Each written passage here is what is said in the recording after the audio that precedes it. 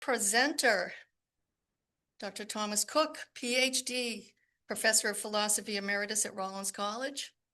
Tom has recently retired from the Department of Philosophy and Religion at Rollins. He has degrees from Johns Hopkins and Vanderbilt universities, and over the years has taught at Stetson, at Rollins College in Germany, Istanbul, Turkey, and has recently been publishing in the field of medical ethics. He's a specialist in the philosophy of Spinoza. Oops, I forgot New Delhi, India.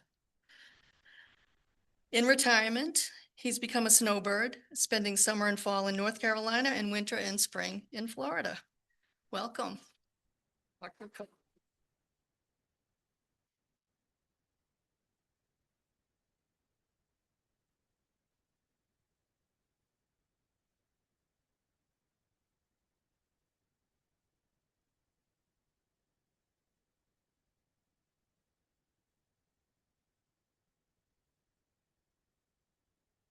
It's a pleasure to see you folks again and to be here speaking with you again.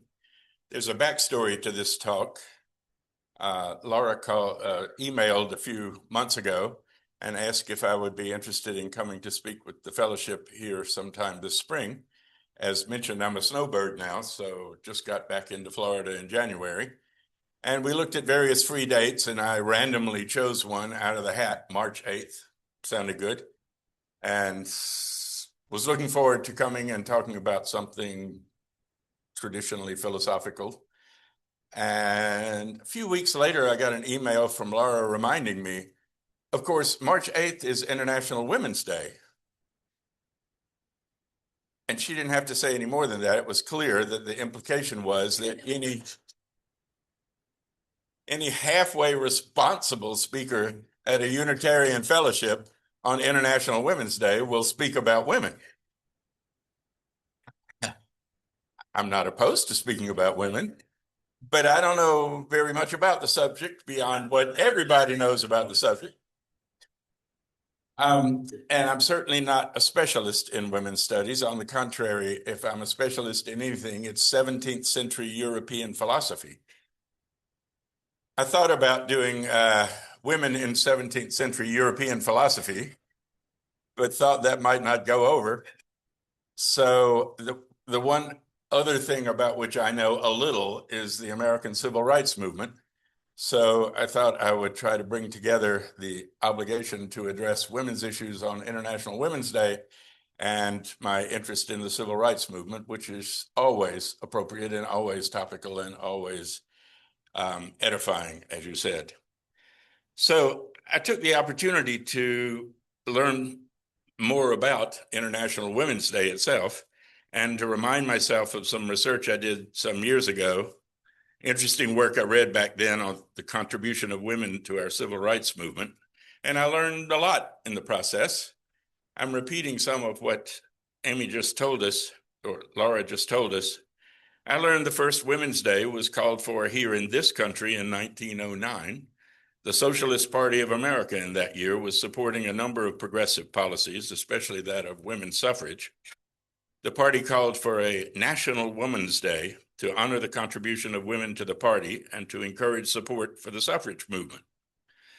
The push to make the celebration international came the next year in 1910, when at an International Socialist Women's Conference in Copenhagen, German activist Clara Zetkin proposed an annual Women's Day to press for political rights, especially women's suffrage, and for broader equality. There's Ms. Zetkin.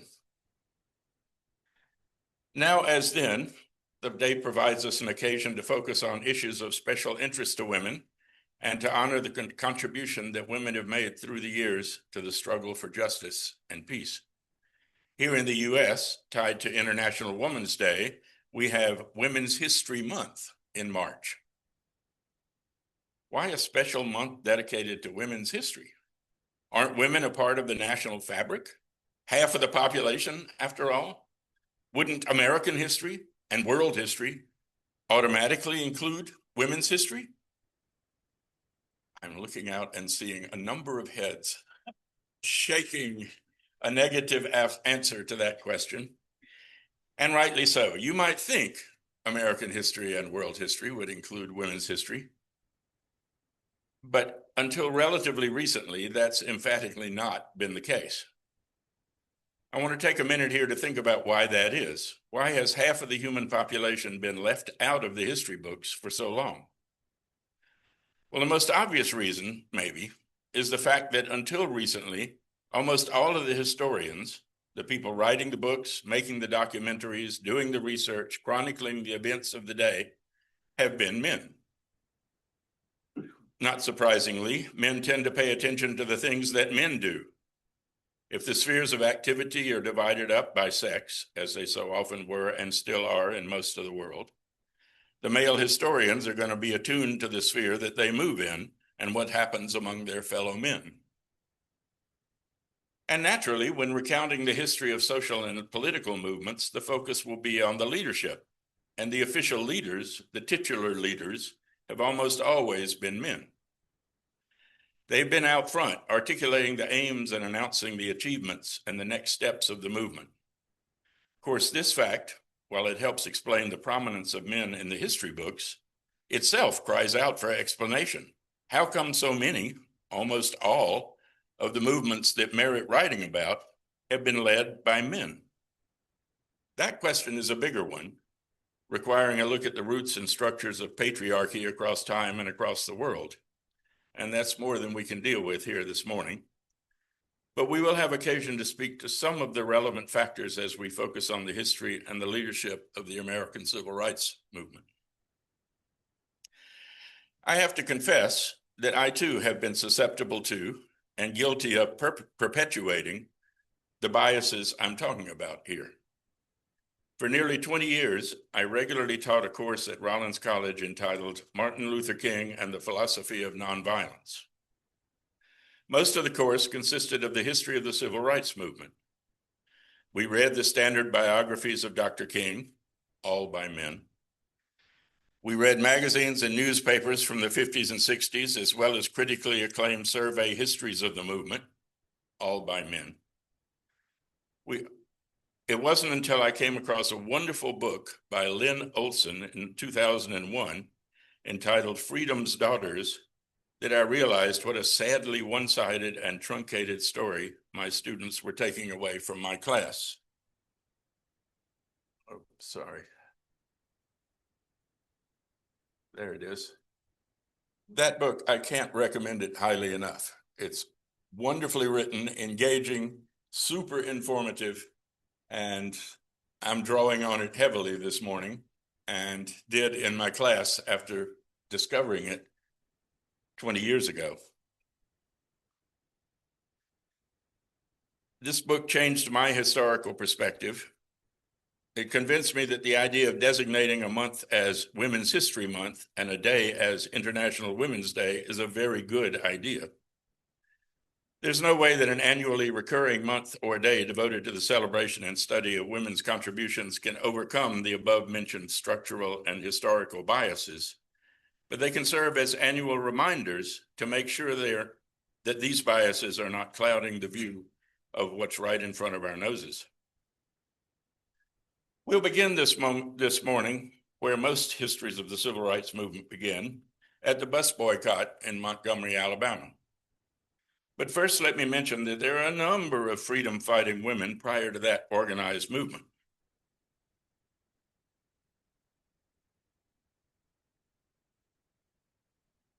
For example, Elizabeth Cady Stanton and Susan B. Anthony, whom we remember mostly as pioneers of the women's movement, were actively engaged as abolitionists as well. Their idea of the inclusion of women wasn't limited to white women. They advocated for the radical idea of full rights of citizenship for Black women as well. Sojourner Truth would have to be included here, as well as Harriet Tubman, who risked her life repeatedly to help enslaved people escape the South.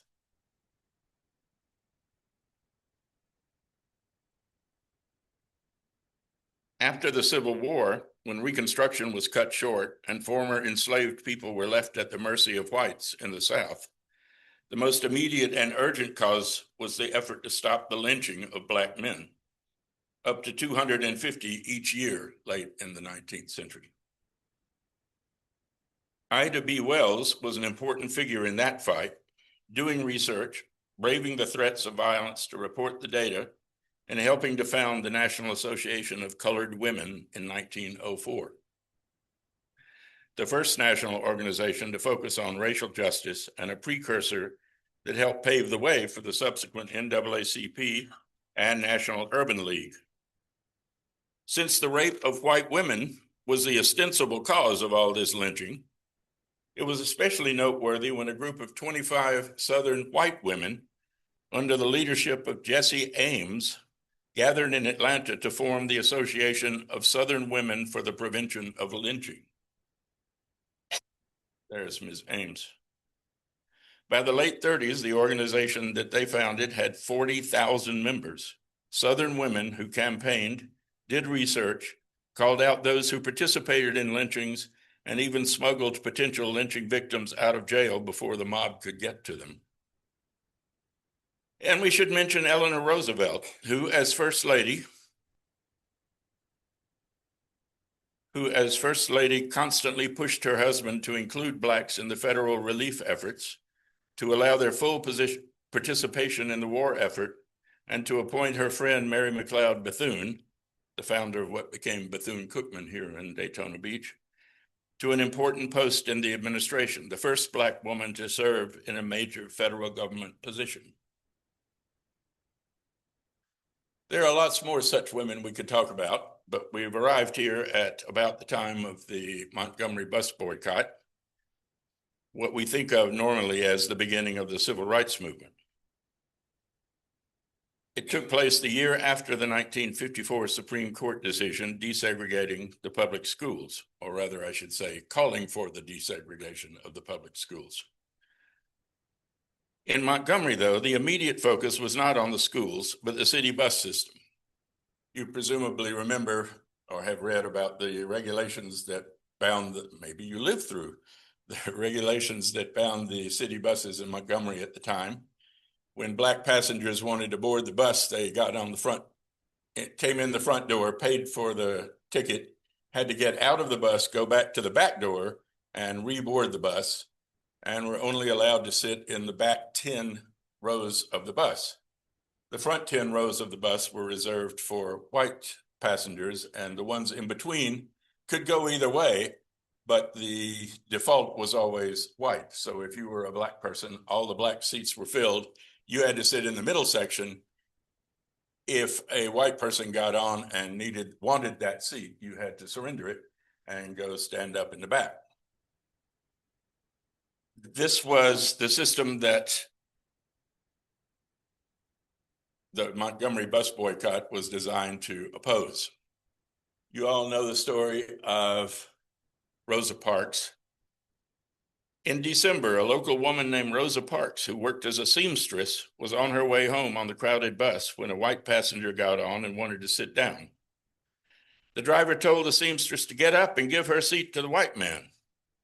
Rosa Parks was tired. She refused to give up her seat, so she was arrested and taken to jail. The Black community rose up in protest and amazingly came together to boycott the city buses for over a year, until the Supreme Court ruled that the bus system was unconstitutional. In the course of that year, a young preacher named Martin Luther King rose to prominence on the strength of his amazing powers of oratory. And having assumed the position of the head of the Montgomery movement, he took on the mantle of leadership of the civil rights struggle by organizing the Southern Christian Leadership Conference, a large organization of Southern Black preachers who guided the movement for the next decade. That version of the story is not false. It's the version you hear most these days during the King holiday or during celebrations of the civil rights movement. That's the version of the Montgomery bus boycott you get. But it's misleading in a number of ways, especially with regard to the role of women in the story. First, the depiction of Rosa Parks as a tired seamstress, a weary working woman who just finally couldn't take it anymore. That does her a serious injustice. In fact, Rosa Parks was the secretary of the Montgomery chapter of the NAACP. She worked for the organization nights and weekends, keeping a record of the local outrages, organizing the meetings, doing much of the correspondence, and organizing the NAACP Youth Council. She wasn't just tired. She was committed and indignant and ready to resist. It was amazing how the 50,000 Black citizens of Montgomery mounted a 100% effective boycott in one weekend, from Thursday to Monday. Equally amazing was the elaborate system of carpools, whereby those with cars volunteered to take others to work every morning. In the course of the year-long boycott, there were mass meetings twice a week in different churches around town that served to keep people's spirits up and provide mutual support. A new organization was formed, the Montgomery Improvement Association, to negotiate with the city, to get national attention, to raise funds to bail people out of jail, and to help those who were fired from their jobs by their white employers for participating in the boycott. All of this requires long hours of work, much of it tedious work.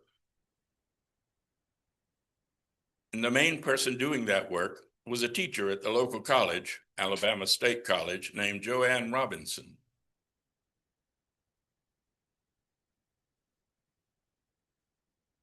Ms. Robinson was engaged at every level of the protest. She was the one who slipped into the mimeograph room of the college that first weekend and printed out tens of thousands of flyers to be distributed in churches, barbershops, beauty shops, bars, pool halls,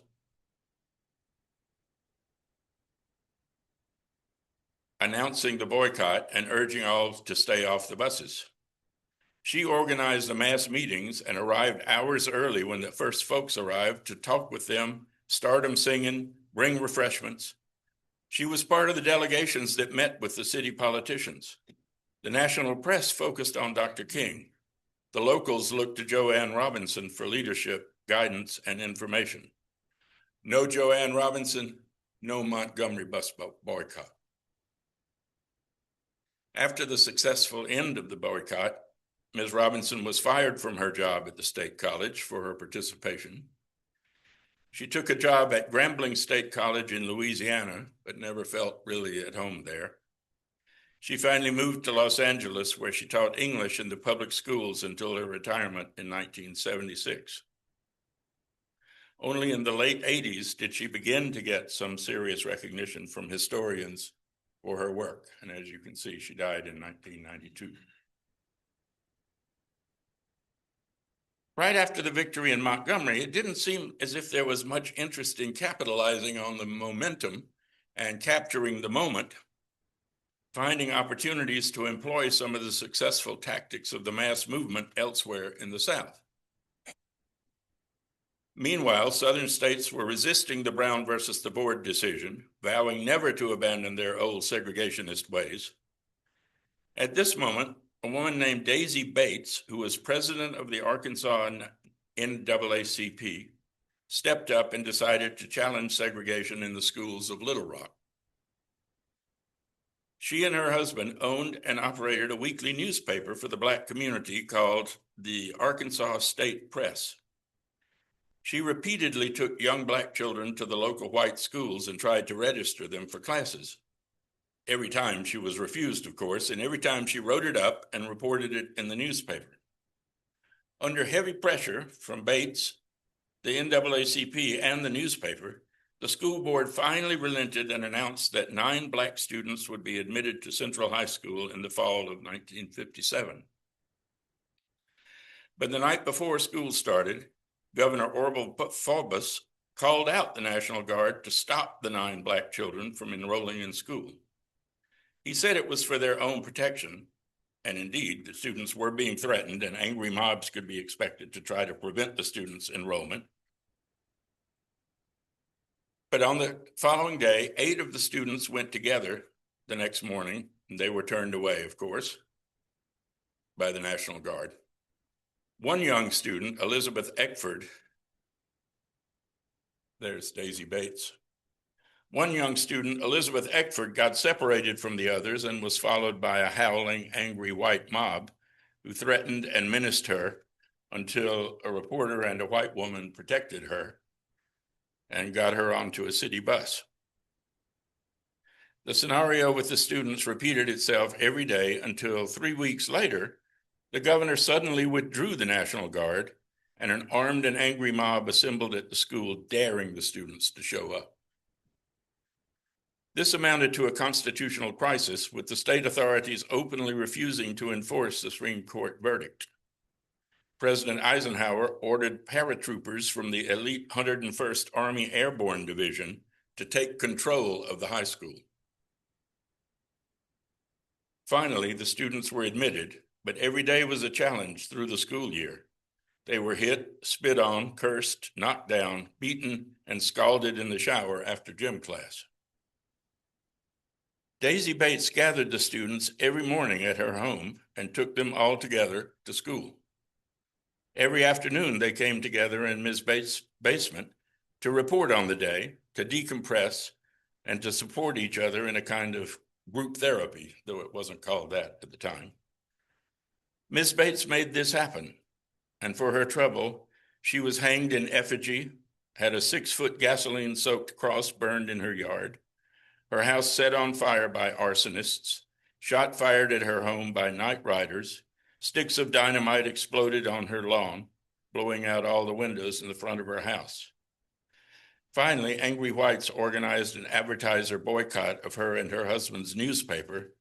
They threatened the advertisers with reprisals and violence if they didn't cancel their advertisements. And the paper folded in 1959 as a result of this economic attack.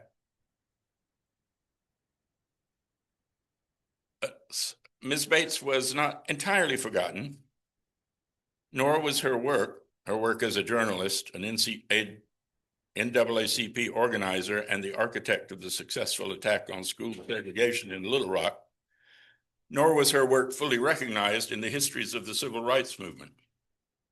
But if I can add an additional thing here, in 2024, well, some of you are probably familiar, every state is allowed to put 2 statues of notable state citizens in the statuary hall of the Capitol in DC. In the year 2024, the state of Arkansas took out the 2 statues that had been there all along.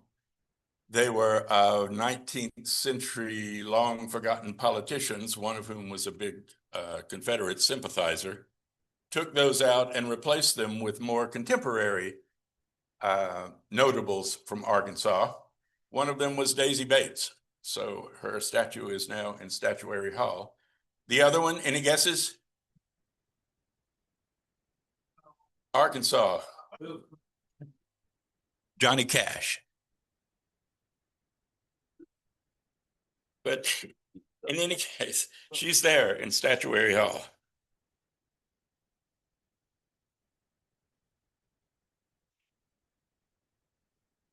This woman's unbelievably important. She was working for the NAACP in New York City as the national field director, going out all over the country trying to start up NAACP youth groups or NAACP chapters where there weren't any. When the bus boycott got going down in Montgomery, she spent a lot of time going back and forth from New York to Montgomery, offering the support of the national NAACP, mostly fundraising ways for bailing people out of jail, for supporting people who had lost their jobs as a result of participation in the boycott, whatever was necessary. And when it succeeded, she was very excited that a mass movement from the bottom up had this effect and actually brought the city fathers of Montgomery to the negotiating table and done away with the demeaning regulations as they had existed in the city bus system. She was excited and she thought any minute now, this is going to spread southwide and there's going to be an effective grassroots mass movement in the South against traditional segregation. And she waited and nothing happened. And this was very frustrating for her. And she had two friends in New York, one named Bayard Rustin and one named Stan Levinson, whom you may have heard of because there was a movie about Bayard Rustin here recently. They talked among each other and decided what was needed was for somebody to organize a South-wide organization that could take leadership and start things going in a more grassroots, bottom-up sort of way. She was frustrated with the leadership structure of the NAACP in New York, which was pretty much top down. And she saw the efficacy of the mass movement in Montgomery and thought, this is the way we really ought to go.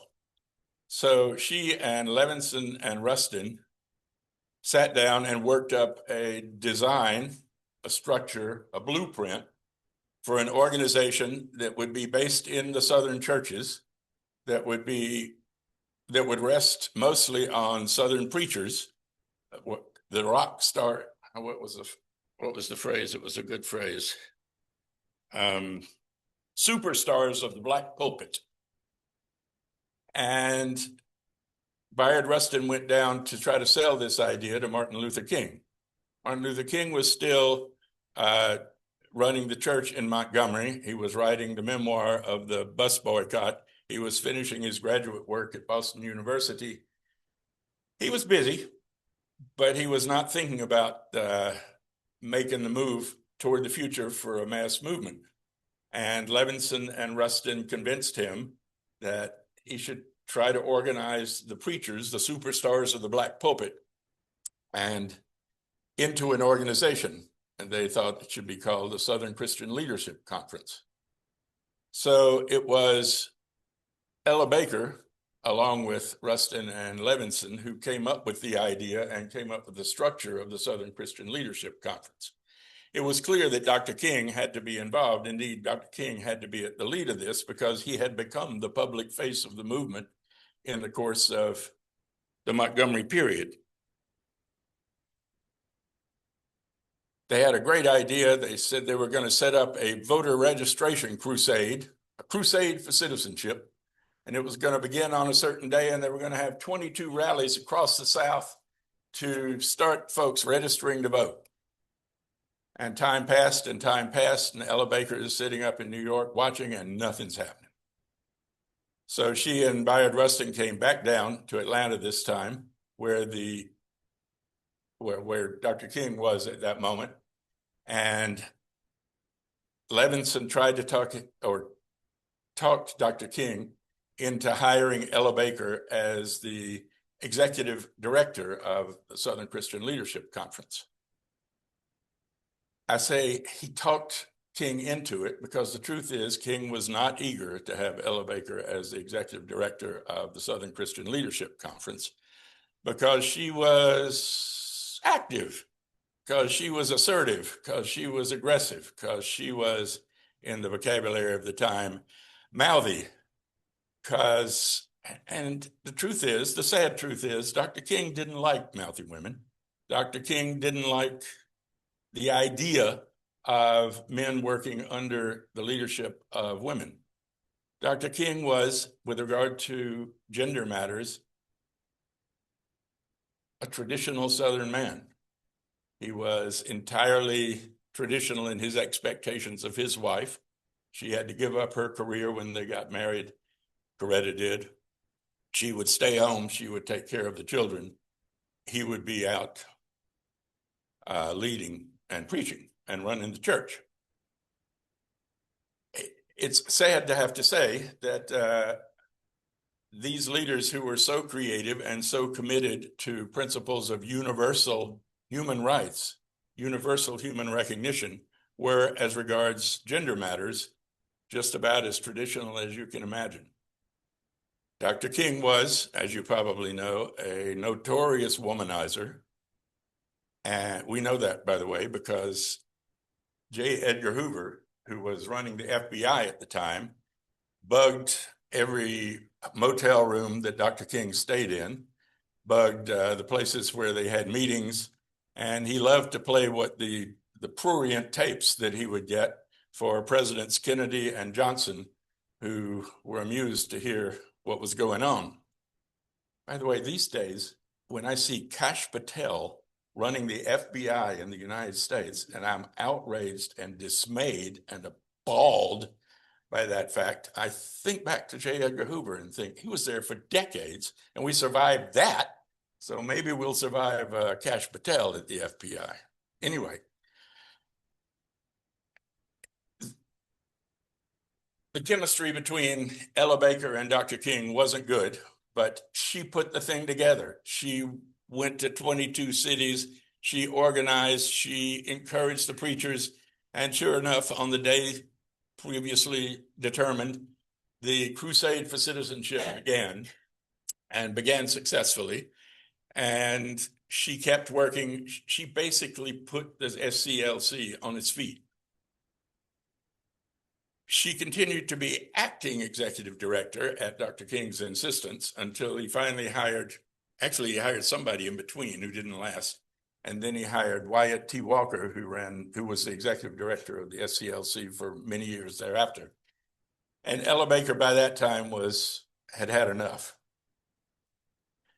And at that time, as it happened, at her alma mater up in North Carolina, no, not at her alma mater, in a university in North Carolina, a group of students had decided to make a mass movement against the segregation of the lunch counters in the drugstores and the 10-cent stores, as they call them, downtown. And students would go out in great numbers and sit down at the lunch counters and refuse to move until they were arrested and carried away. It was a completely nonviolent movement, a mass movement in that sense. They always had another 15 or 20 students ready to fill the stools after the cops carried off the last bunch of students filling the stools.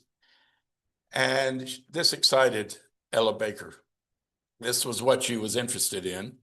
So she called together a bunch of those students who were doing the movement at her alma mater, Shaw University in North Carolina. And they met, and they were talking about tactics, they were talking about strategy. By this time, another woman whom we'll see in a second, Diane Nash, was leading a similar movement in Nashville to integrate the lunch counters. Dr. King arranged to come speak to these young men, no, not young men, young students, men and women, at Shaw University, and had the idea of making them a sort of an Southern Christian Leadership Conference youth wing. And Ella Baker was having none of that. Ella Baker didn't like the idea of top-down leadership. She didn't like the idea of these young people who were so full of energy and so full of conviction and willing to go out there and put themselves on the line and get arrested. She was very frustrated at the idea that they would somehow get subordinated to the old-fashioned top-down Southern preacher ways of the SCLC. So she told them, don't do it. Don't join Dr. King in the SCLC. Be your own thing. That was, of course, source of a further conflict between her and Dr. King, but she won that one. And the students decided to organize their own group and called it the Student Nonviolent Coordinating Committee, SNCC. And SNCC continued to organize these lunch counter sit-ins all over the South for several years yet.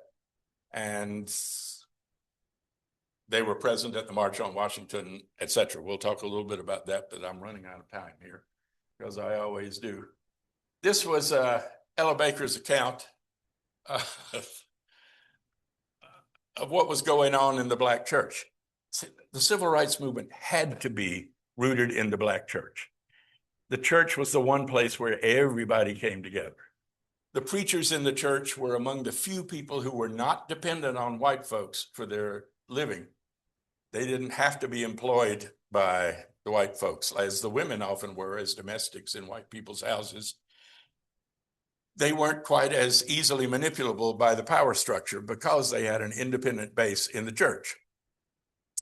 And she knew that. She knew it had to go through the church, but she knew too that this was a problem for women. This is her. Men stood in the pulpit and sat on the church board. Women did everything else. Women raised the money, they taught the Sunday school, they sang in the choir, they operated the nurseries, missionary societies, youth groups, burial committees, and other church activities. They cleaned, decorated, and maintained the churches. They made up the great majority of the congregation at midweek and Sunday services. Men stood in the pulpit and sat on the church board, and the women did everything else.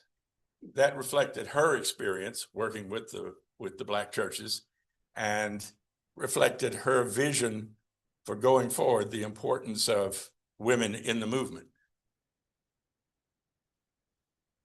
I mentioned Diane Nash. She was organizing the students in Nashville. There's a long story to tell there, but I see that I'm over time already. One other thing that you will remember, and I want to mention, Mississippi Freedom Summer. This was 1963, 64. When hundreds of students, mostly from northern universities, converged upon the state of Mississippi for the summer to do voter registration drives. This was difficult work because Mississippi had literacy tests for voting. Mississippi had a poll tax that Black people couldn't afford, many of them. Mississippi did everything it could to keep Black folks from voting. But here were these hundreds of students come from up north planning to go out into rural Mississippi and see if they could get folks registered. You may remember that 3 of those students from up north were murdered in the course of that summer, Werner, Cheney, and Goodman. But a personality arose from that summer that deserves our attention for just a second here, and that was Fannie Lou Hamer. Fannie Lou Hamer was a sharecropper. Her parents had been sharecroppers. She was uneducated, but she was motivated, and she was real. And you could just feel the fact that Fannie Lou Hamer was real.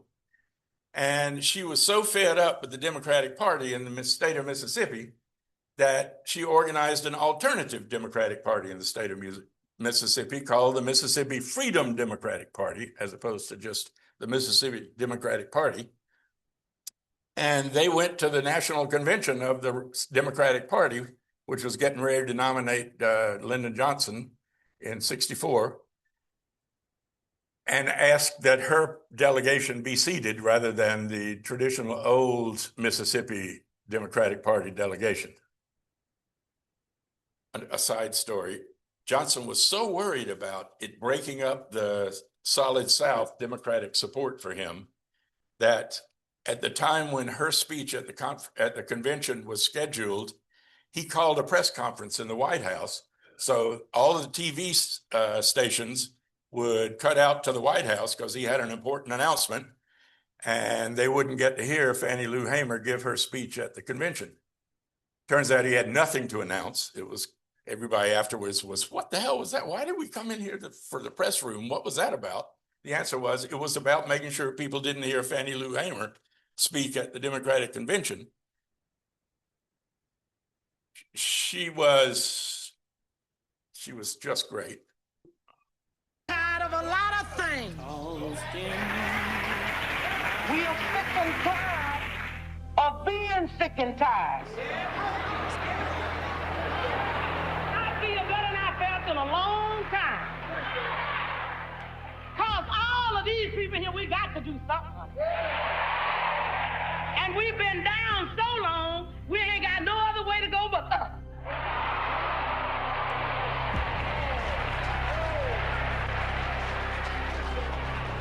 It was 40 million of my people destroyed as they was bringing my ancestors here on the slave ships of Africa.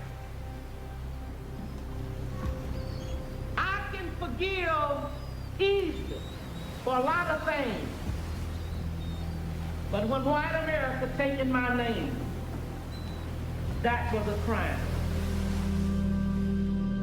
My name is Mrs. Fannie Lou Hamer. I'm Mrs. Fannie Lou Hamer. One day you'll be proud when you can say, Senator Fannie Lou Hamer, because I'm on my way, baby. Okay, Jim, thanks. Freedom is not something. Every time she spoke, my name is Fannie Lou Hamer, and then she'd give her address. And my address is 246 East Lake Avenue in Beltsville, Mississippi.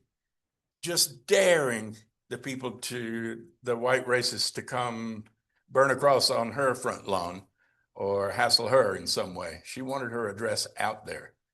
And one of the great lines, we are sick and tired of being sick and tired. I'll stop here, wanting to thank you for the opportunity to look back over this stuff and renew my admiration for the movement as a whole, but especially for the women and the contribution that they made to that movement. And to be reminded of the importance and the value of International Women's Day and Women's History Month. So, yeah, I'm over town here. Sorry about that. My apologies. I think we have a hymn scheduled, and then I brought a friend of mine from college. We were college roommates over 50 years ago, and he plays the guitar, and we like to sing. And if you don't mind our taking 30 seconds to set it up, we'd like to do one of the old marching songs from the Civil Rights Movement.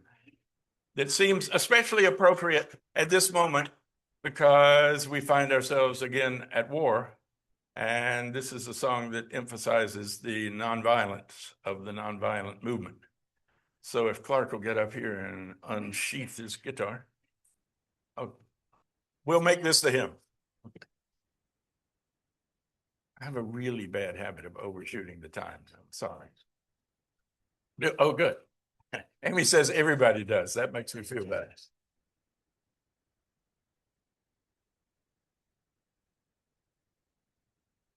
This is Clark Daggett, by the way. We were in school together in 1969.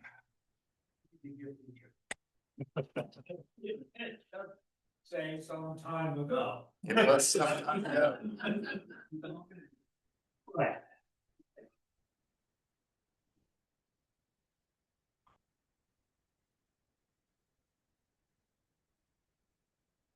I didn't mention, while he's tuning up, the March on Washington. There were 14 speakers. In the original program, not one of them was a woman, nor was there any specific mention made of women's contribution. But somebody noticed right at the last minute, oh my God, we got nothing from women here. We got to do something. So they scheduled in 2 minutes for Merle Evers, the widow of Medgar Evers, to get up and say something about the contribution made by women to the civil rights movement. But Merle Evers didn't get her measly 2 minutes because she got stuck in traffic on her way to the podium, and that tribute to women's contributions never got made at the March on Washington. And the other thing I haven't mentioned that should be mentioned, especially in light of what's happening here, although no women got to speak at the March on Washington, there were women entertainers. Obviously, and most importantly, Mahalia Jackson was there. Mahalia Jackson was singing, and Mahalia Jackson always got recognition for her vocal talents, even when the organizers and the workers in the fields didn't get credit for the work that they were doing. So are we all right? I think so. It's close to being into. Close enough. Okay, this is down by the riverside. The great thing about it is it's repetitive lyrics. You don't need to know the lyrics to know the lyrics because you hear the first line, you've heard them all. Okay, here. Are we ready? Gonna lay Down my sword and shield, down by the riverside, down by the riverside, down by the riverside, gonna lay me down my sword and shield, down by the riverside, down by the riverside. Now I ain't gonna study war no more. Ain't gonna study war no more. Ain't gonna study war no more. I ain't gonna study war no more. Ain't gonna study war no more. Ain't gonna study war no more. I'm gonna lay down my soul. I'm gonna put on my long white robe down by the riverside, down by the riverside, down by the riverside. Gonna put on my long white robe down by the riverside, down by the riverside. And I ain't gonna study war no more. Ain't gonna study war no more. Ain't gonna study war no more. Ain't gonna study war no more. Ain't gonna study war no more. Ain't gonna study war no more. Thanks, guys.